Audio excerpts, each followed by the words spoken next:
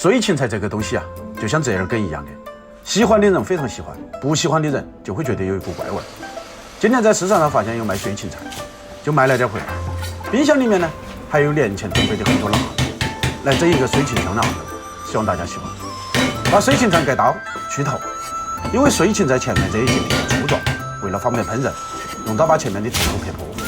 处理好了就继续改刀，切成长条均匀的小刀，投入大盆中。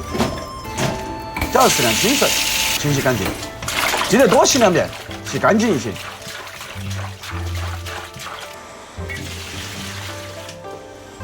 这个腊肉是年前准备的，一直放在冰箱里面保存，现在解冻的差不多了。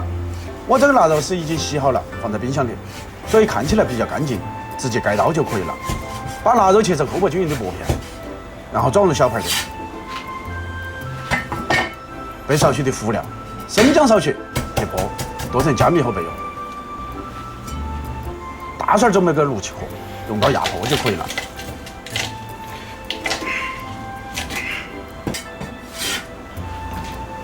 再准备点干海椒，切成小段后备用。吃得不辣的，建议用内黄洗一道，我这个有点辣。再放少许的豆豉、干花椒。好，起锅烧热。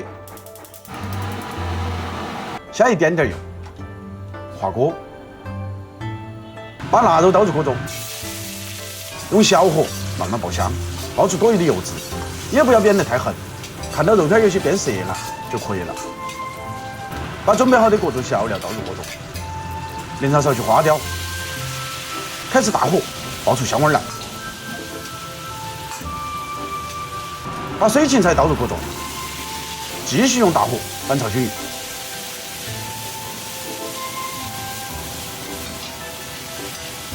调入盐、味精、鸡精、白糖，搁入少许生抽，继续用大火翻炒均匀，美味即餐。一道鲜香脆嫩的水芹炝牛肉，你学会了没